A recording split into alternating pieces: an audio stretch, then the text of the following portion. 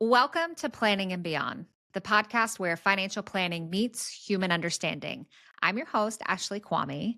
And today, my friends, I have someone very special, very cool, very interesting, a new connection for, I don't know, Marla, maybe the last year kind of ish here. I think we've been connected last several months. Nonetheless, I have Marla Sofer here with Knomee, and she and I are going to be talking about tech, data, tech, as she, before we jumped on this call, shared with me a little bit about, and specifically her company, Knomee, and how that is supporting advisors, how that is deepening engagement and relationships. We're going to talk about all that fun stuff here. So, Marla, thank you so much for coming on and being willing to share your wisdom and insights. I appreciate you. I'm so excited to be here. And I am probably one of your biggest fans, Ashley. I just think you have all the right energy as it relates to the future of planning and engagement. You're going deep into all of the right topics. You bring so much fun and spunk into it. And I'm thrilled to be here. Well, thank you. And thank you for the kind words and compliments. I am going to make sure that my kids listen to Yeah. that specific section. Yeah, I'm going to make sure they listen to that specific section there. Okay. So I know a little bit about what you're doing now, like with Knomee, high level. And I want to talk about that. I want to get to all of that. But first, before we dive in, can you share maybe just a little bit more like how did you get into the tech space? A high level, whatever you're willing, feel comfortable with, a little bit about just kind of your journey and who you are. Yeah. I will start with I was born and raised in El Paso, Texas. And my dad became a financial advisor in 1984 when we had three young kids at home, wanted to start a business, was working for my grandfather at the time.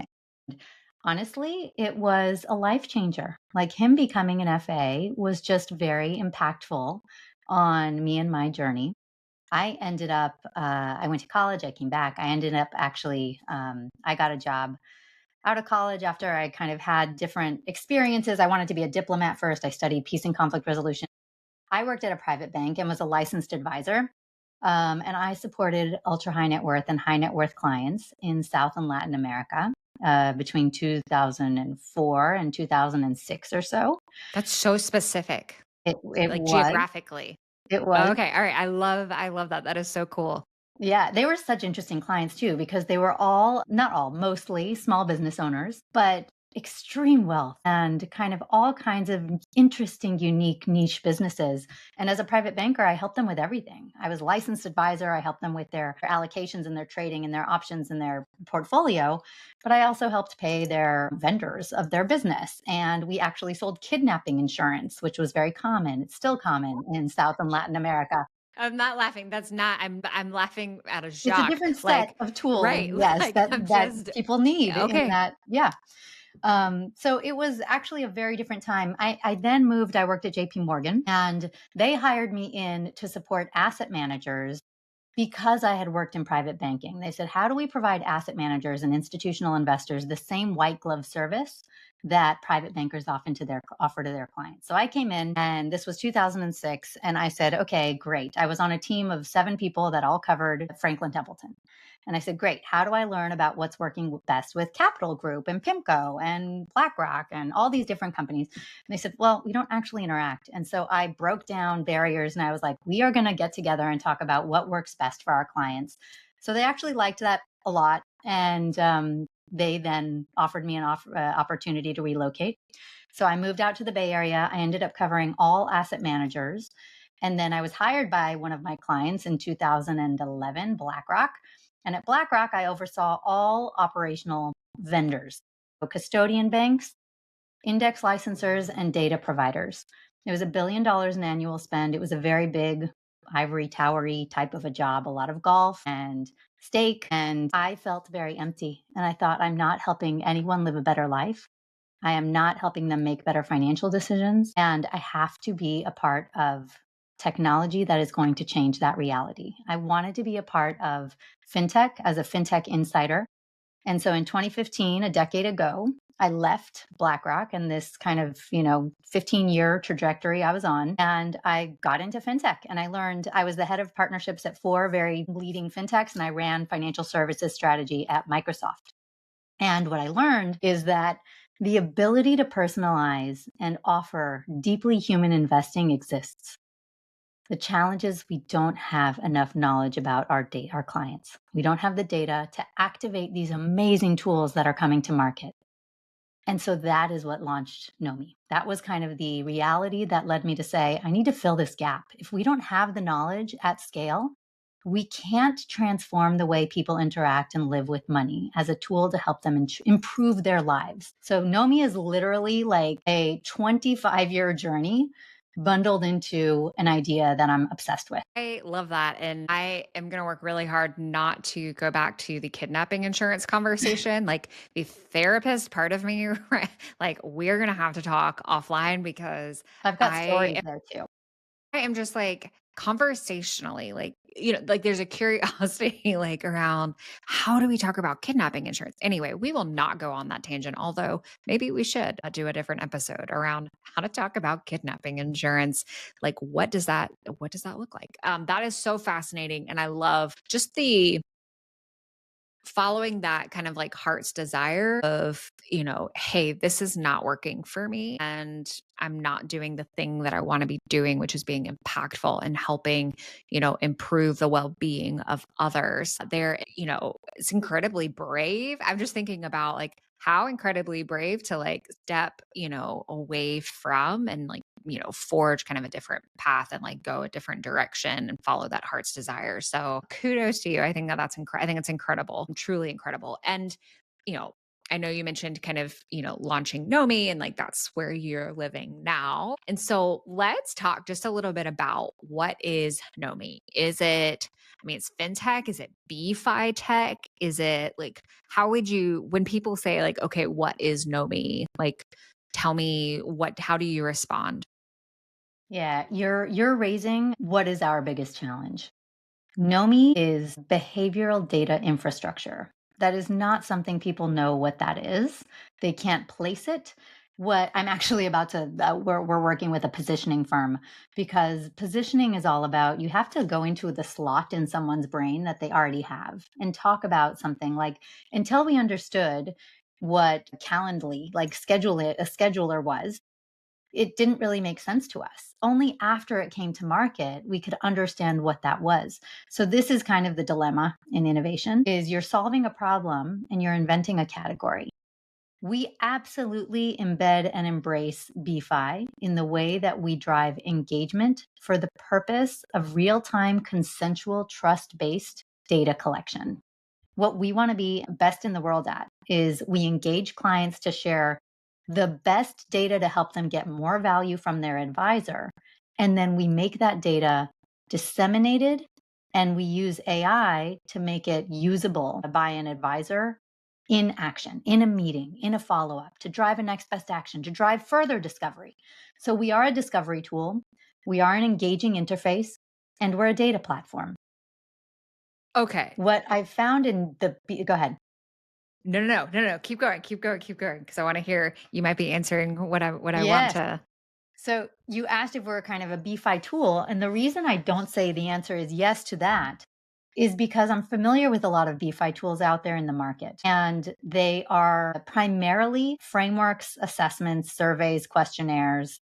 They are a version of some sort of an archetyping or a questionnaire, a survey, and assessment. And Knomee is not that. Knomee actually modeled the way that we engage after non-financial examples.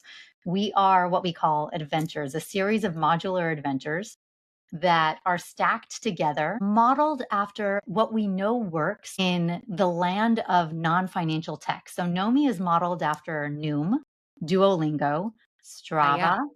Oh yeah. Yeah. You see All it, right. These right? are. Because you're I'm familiar with like, oh Knomee. You're yeah, I like, know "Yep, Noom. it does feel I like know. that." Trust me, do I know Duolingo? Because if we don't complete that That's every right. day, good grief. Yeah. Okay. All right. All right. This is resonating with me. I'm tracking. Yes. So we are changing the way that engagement happens because clients don't like answering long surveys and questionnaires. They actually don't complete them. Nomi has an over 95% completion rate because we don't tax them. Like, frankly, we are fun, engaging, short, delightful. There's a ton of gamification. Like at every turn, there's gamification and up leveling and badges and rewards and it's also in their control. But more importantly, they're learning about themselves. A lot of financial planning tools and assessments kind of get you to just repeat something you already know for the purpose of serving the advisor. Knomee serves the client and helps the advisor serve the client. It's really constructed from a totally different perspective. Yeah. So, okay, I know you know this, but people listening may not know this. I use Knomee with clients. And one of the firms that I have the privilege of partnering with adopted Knomee kind of out of the gate like a few months ago, right? I would say a few months ago, right? They're like, yeah, let's do this. And one of the appeals there is that during their onboarding process, they saw a clear value add to how the behavioral data, how the data from Nomi could support their plan delivery, the Mhm. advice that they're giving, the plan that they're constructing. And so I really like the data that kind of comes in and through Nomi. Can you talk a little bit more, maybe specifically, like when you say data Mm. there, like let's maybe paint a picture of like what kind of data are you capturing here? Are you highlighting and helping inform the client and the advisor? Yeah. So I talk about this a lot. The easiest way to think about this is if you ask yourself, what financial product is right for you? Or even what financial product is right for my client? There's only one answer to that question. And the answer is it depends. Always. The answer is always, always, always, it depends. Now, what Nomi is what it depends on. And so I spent years, in fact, at Microsoft, I went very deep into categorizing client data. And what I did is I segmented the 8 dimensions of you that manufacture your financial identity that always answer that question. Is this financial product right for me? Well, we have 8 dimensions of your financial identity that help you get to an answer. And they are always changing, they're dynamic because you're a human and you're evolving. You can't gather it once and say you're done. Those dimensions of your financial identity include your values, your attitudes, your demographics, your kind of psychology and history with money. These are not all the 8, but they're kind of bundled into lots of different segments of the 8. And what we actually capture help individuals articulate their goals in line with those dimensions of their financial identity. So as they go through this process, the advisor gets goals, but it's built on breadcrumbs that come from the 8 dimensions of their financial identity and are always being updated and changed through time. So Mm, it gets very geeky. It kind of started on a napkin ish with, hey, if I just wanted to know what are the dimensions that would help me make a better financial decision or help my advisor help me make a better financial decision, what is the data they need to know? yeah. That's what Nomi gathers. And we timestamp it. When I entered, pivoted, started entering into this space and working with advisors and with clients, one of the things that motivated, frustrated, and also kind of inspired to a degree as well is coming from doing therapy.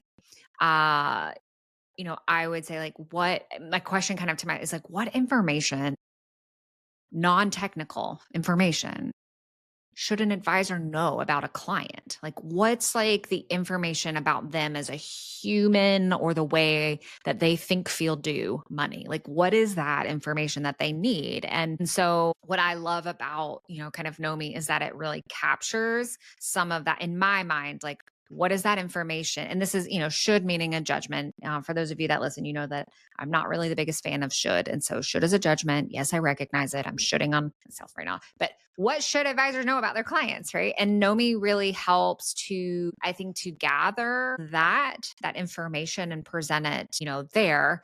Let's maybe, I guess I want to, not specific to Nomi exactly, but let's talk a little bit about like, why is it important for advisors to have this data? Like, about it, this behavioral data? Like, why is it important to know about a client's financial identity, their, motivations, their values, their goals, and, goals in terms of like not technical, like numbers goals, but like lifestyle type of goals. Like, why is that stuff important? Why should advisors have that info?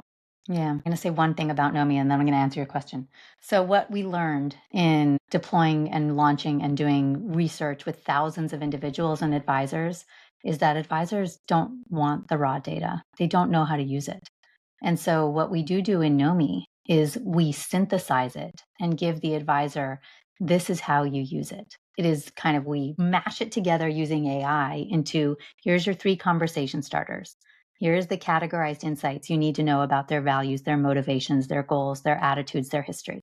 Here are sensitive topics.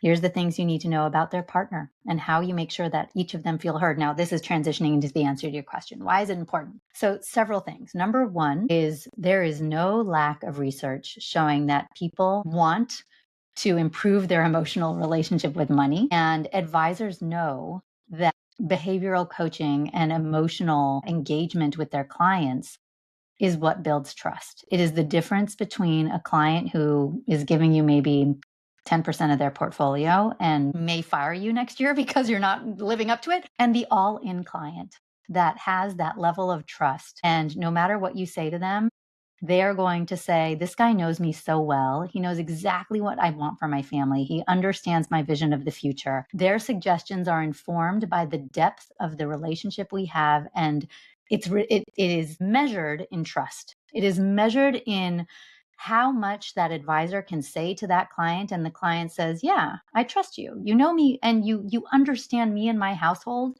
and our version of the future so well that I am going to take your suggestions and your upsells, and I'm going to give you net new assets when I come across them, and I'm going to take all of your suggestions because that is the why behind Knomee. That level of trust is, I will say, the only differentiator in the market. They can find an asset allocation anywhere. You think about how you compete with somebody's own AI tool that they've been talking to nonstop for the last year. Who knows their client better, you or their AI? If they're going to put that portfolio into their AI and say, knowing me as you do, how would you reallocate this?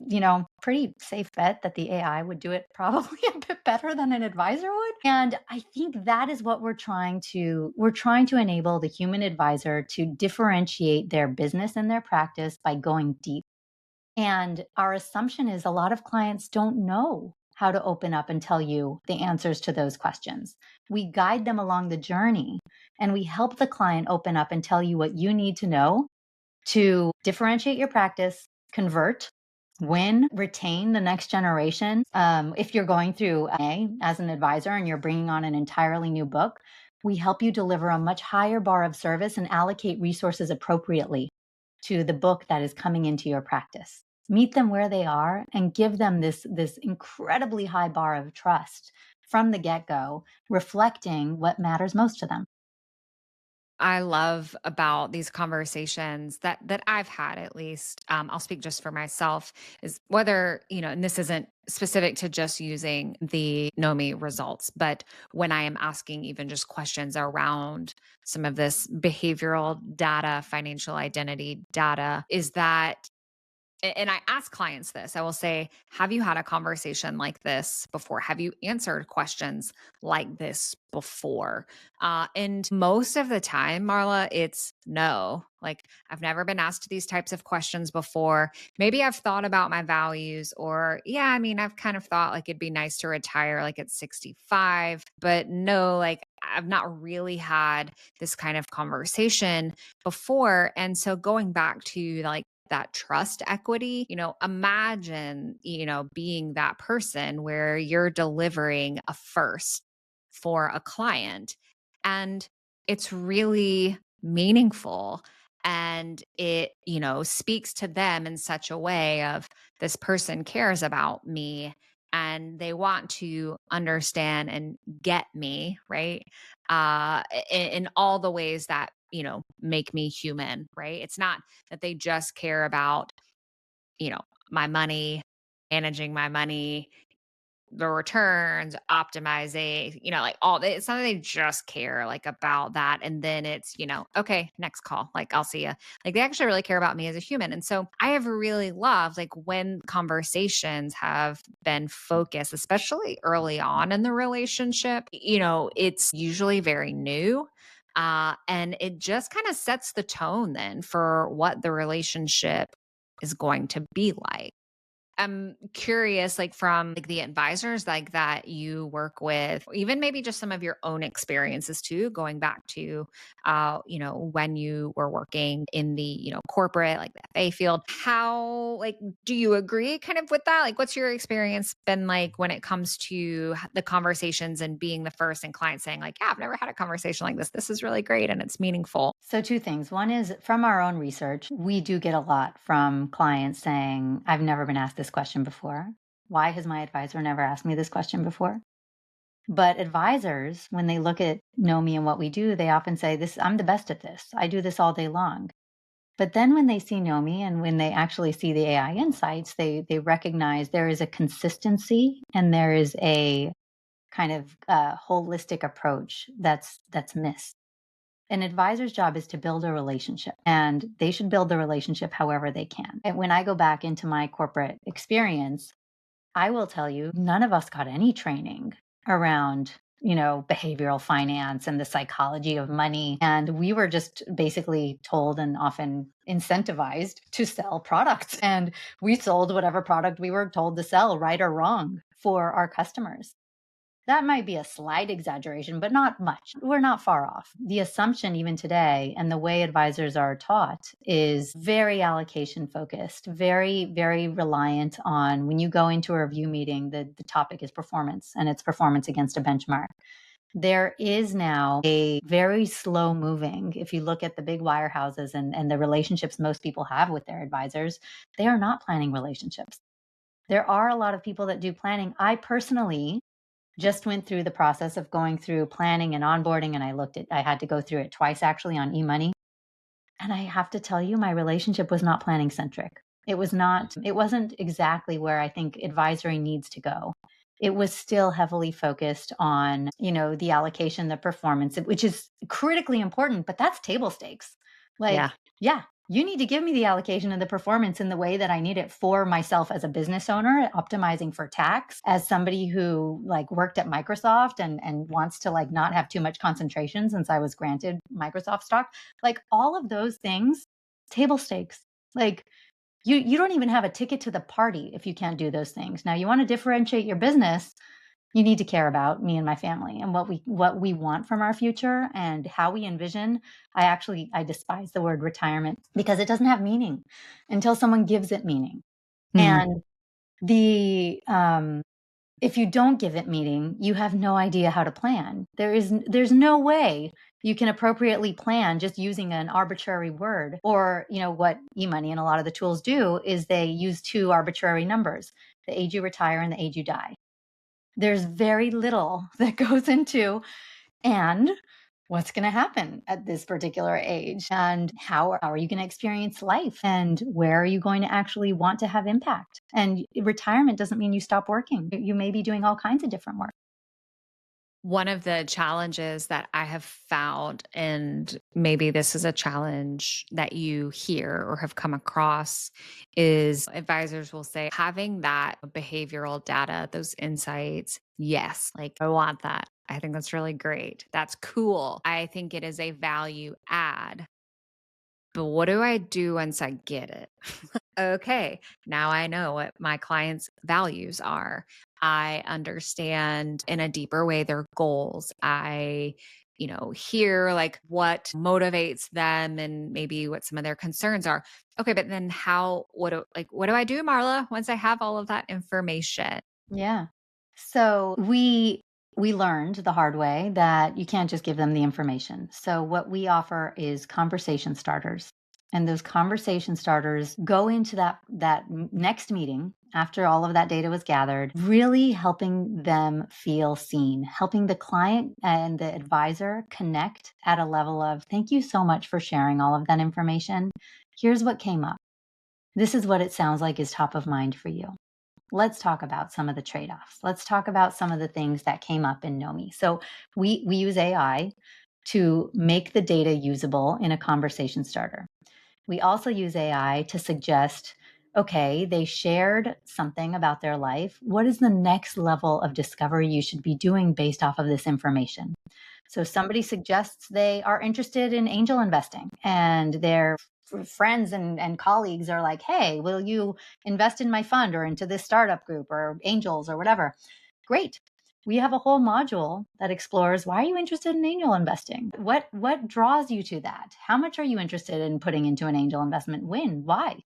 All of that is additional discovery context that helps the advisor help that client make a life choice. We have a whole other one, which I'm sure you would be interested in. Meg actually created this one a long time ago. If they share information about something going on in their life, a big life event, we have a whole adventure focused on subtracting. Something's going on in your life. How do you use your money to be more present for that thing? In our prototype client, kind of prototype client's parent is diagnosed with cancer. And so they want to cut back on work. They want to show up more for their mother. They might want to contribute more to philanthropies that are associated with that thing. It's so deeply personal. And so going deep into that thing that is frankly probably consuming their mind.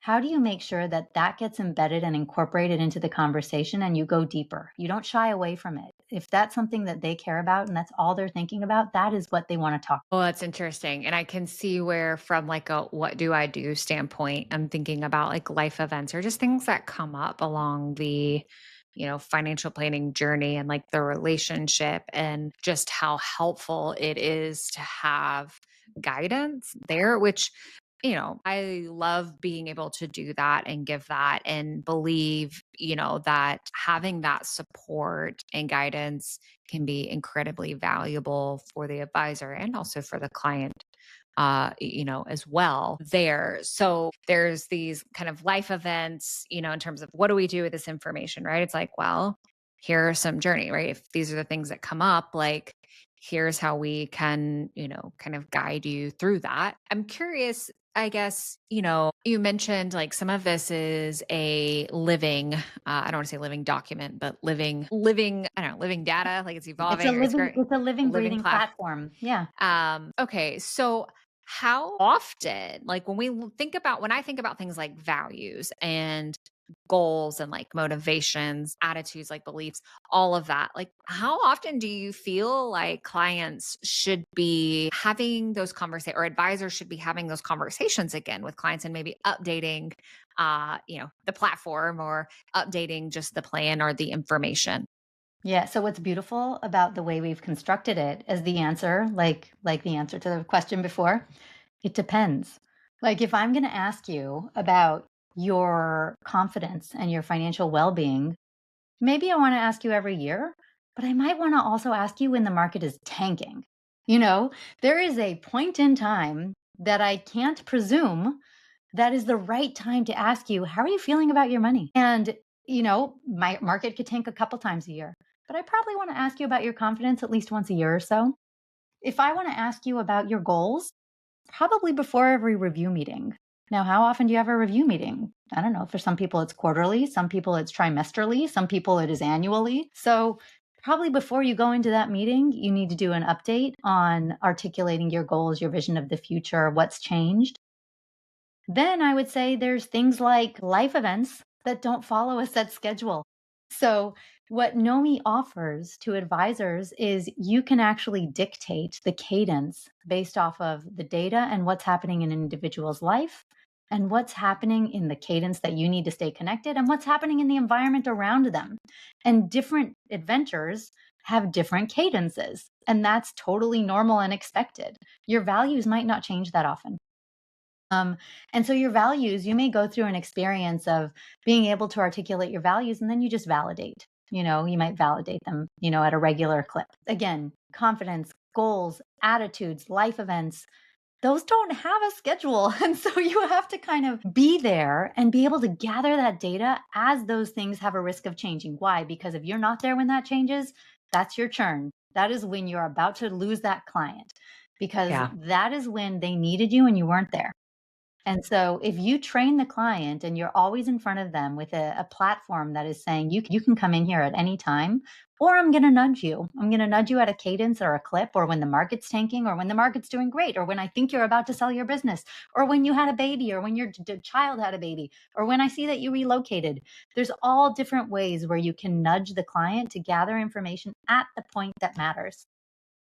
I think those expectations are really Mm. can be really important to set up from the get-go, from the beginning. If though, let's just say, and I'm hoping that this is true, I'm going to manifest it, that there is an advisor listening right now and they're like, holy cow, this is super awesome, super cool. And I want to give this a go. But I mean, I've already got existing relationships. And wouldn't that be just kind of awkward to be like, hey, I've known you for 5 years. Now I want to get some of this behavioral data. I'm curious, like, how you might coach or suggest or give some feedback there on advisors who are already in established relationships, want to give it a try and try to get some of that behavioral data. Yeah, we have a lot of customers that are using Knomee with established relationships with existing clients. So there are several different use cases. One of them may be, hey, we have a new tool. One of the cool things that we do also is we help advisors really deeply get to know the partner, the kids, the broader household. And we offer advisors insights. This feature is about to be launched. You're getting a preview here. So Ooh, when like different throwing my headphone, like, yes, it's very exciting. So when different members of a household go through, they each have to do it independently. But what Knomee offers is AI that synthesizes the insights so that every single individual feels heard, whether or not they speak up in the meeting. So going back to your question, for an existing relationship or a partnership, it is an up leveling of service. It is, hey, we're trying a new tool. We really want to make sure we understand what's most important to you and your family. There's a lot of triggers that could cause, hey, I saw you just retired. We want to check in. We want to see what's new and what's exciting. We saw your kids just moved out of the house and they went to college. This is a good time for us to re-level set and do kind of a values and goals type of an assessment and a session with Knomee. The other big reasons are, you are selling your business and joining another advisory firm. As we go through this change, we want to make sure you, client, get the absolute best experience possible. So we are going to be reaching out and understanding what matters most to you so that we allocate this new set of new, improved, deeper, better features and products and services to you so that the advisor retains those clients. And so that book of business that's acquired sticks around. The other really important one is advisor succession. So, yeah, I might know that client for the last 35 years, but the person I'm successing to doesn't. And so there's an opportunity to say, the way I got to know you 35 years ago, I'm sure has changed a lot. So we're going to introduce Knomee. It will help us really level set on where are you today and where do you want to go in the next 6 months, 18 months. And that's so important, especially when there's change happening on both sides, on the advisor side and the client side. So there's all kinds of use cases that are extremely relevant for existing clients as well as for prospecting and new onboardings. yeah, not specific to Nomi, but when I have advisors that I'm coaching or consulting with, that question comes up a lot of but I kind of have known this client for a really long time. And like now I'm gonna ask them about values. Like that just feels I don't want my client to feel like I've not been listening or like paying attention. And so Does that happen though? Because you've done this for a long time, Ashley. Does that actually happen where the client's like, why are they asking me this? Don't they know me So already? funny you should say that, Marla, because usually my response is something around that like, hey, you coming to your client at any point in the relationship and just saying, hey, you know what? We haven't talked about values in a long time. And while, yes, I know a lot about you, and I could make a lot of assumptions about what it is that you do value, what are some of your motivations, worries, like concerns. While I could make some assumptions, would you be willing to maybe have an updated, revised conversation so we can just make sure we're all on the same page here. And so I would do this therapeutically, like with clients from time to time, especially like long term, like established clients, and from time to and be like, hey, look, I've known you for a really long time, but can we just pull back for a second and just let's make sure that assumptions aren't made and that we're on the same page. We're tracking, like we're on the same track here. And, from my experience, both clinically and in coaching advisors and working now on the finance, like clients are like, yeah, okay. Yeah, That but there's sounds, a that's, why. Right. But there's a why. The reason I want to ask you this is because so that I can show up better for you, so that I can be here for you, so that I can improve the level of service I'm giving to you and your family, your partner, your kids, as you navigate through the changes in life that are going to happen. And so if so it is not because I just want to know. It's not a very greedy, eager, feed me with data type of an approach. It is help me serve you. Let yeah. me let me better understand you so I can show up better for you. I used to say, so I used to say to clients, help me help you. Mhm. Help me to help you Yes. is what I would say to them. And this is very, I think, very similar, reminiscent of that.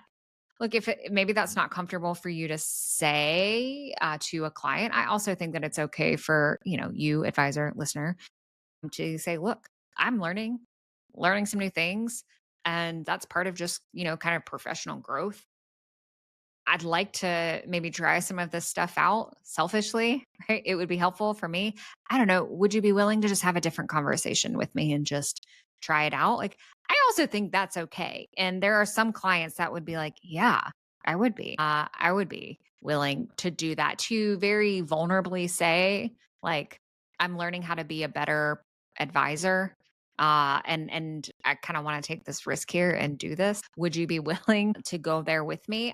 I think, most clients, I'll knock on wood. I don't want to say all because I don't like to speak in absolutes, but, most clients would be thrilled to have that kind of conversation, even if it doesn't show on the outside of their face. I think it would mean a lot. Even more vulnerably, sorry, just to really quick, even to say, look, we have been allocating your portfolio and tracking your performance over the last 5, 10 years, whatever it may be. We recognize that the market is making that level of service pretty commonplace, and we want to do more. We want to Ooh, show up for you, and that's a we good want one, to Marla. actually, like, we Yeah, want to yeah, be yeah. Let's write that one down. That's a good one. Like, we wanna be your partner as you navigate through all of the changes in technology, and we know that you can go pay Vanguard 30 bips and get a financial plan, and so we need to actually reach a higher bar together. This is gonna help us get there. Yeah, going back to that table stakes, like Mm, some of the technical aspect, of an advisor's job. I mean, it's going to become table stakes. Like, that's right. AI can yeah, I mean, all advisors are scared to death of AI, so prove you're better. yeah, and yeah, I think that anyway, that's a different conversation.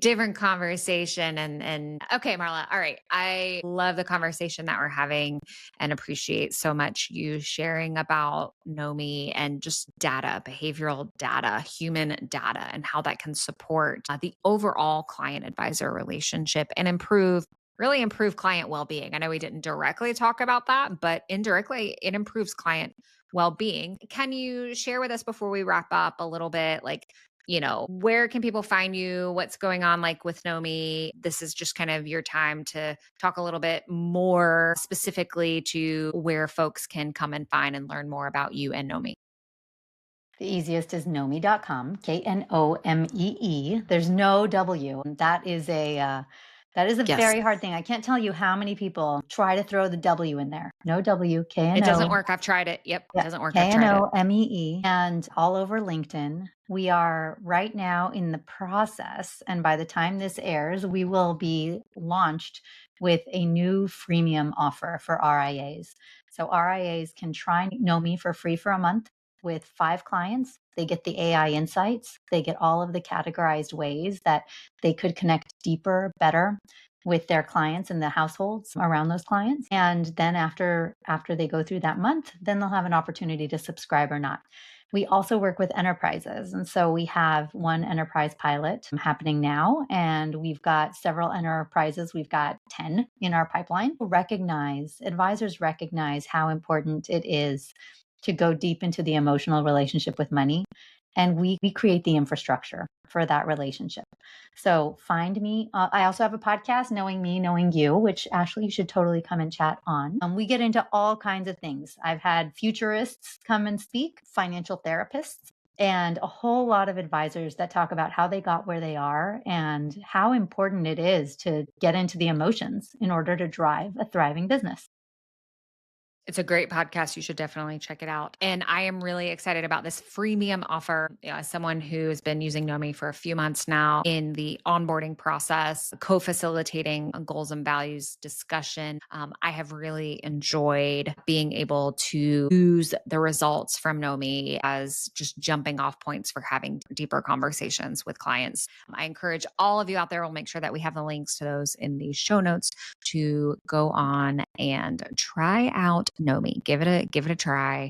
I'm, like 99.9% confident that you're going to like it, that you're going to enjoy it and find it valuable. So go check that out. And thank you to all of you out there. Thank you to Marla. Thank you coming on. I've appreciated and enjoyed just all of your insights and wisdom.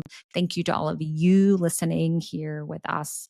Thank you for allowing us into your mind, into your ears, from wherever it is that you are listening to. And if you found value in today's episode, I would love to stay connected with you. Marla would love to stay connected with you. You can follow her on LinkedIn, as she mentioned. You can also follow me on LinkedIn, which is where I hang out, and share insights, tips, strategies all around implementing financial psychology into your practice. And you can also subscribe to our newsletter. It comes out monthly. You can subscribe to that at beyondthefp.com. And don't forget, maybe most importantly, follow the show wherever you listen to your podcasts, Planning and Beyond. That way you'll never miss an episode like this one here. And as you go out into your week, my friends, as you wrap up your day, remember, finances don't have feelings, but your clients do. Until next time, keep planning, keep growing, and keep going beyond.